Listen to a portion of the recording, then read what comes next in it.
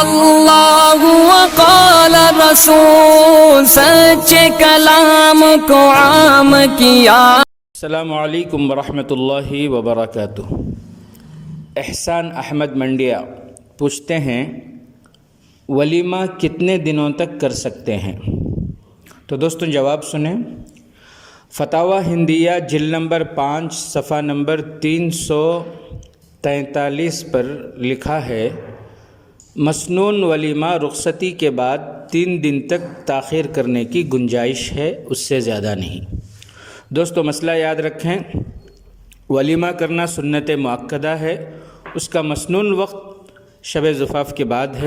حدیث کی روشنی میں سب سے بہتر یہ ہے کہ اگر ممکن ہو تو پہلے دن ولیمہ کا انتظام کیا جائے، اگر پہلے دن ممکن نہ ہو تو دوسرے دن، ورنہ پھر تیسرے دن انتظام کر لیا جائے۔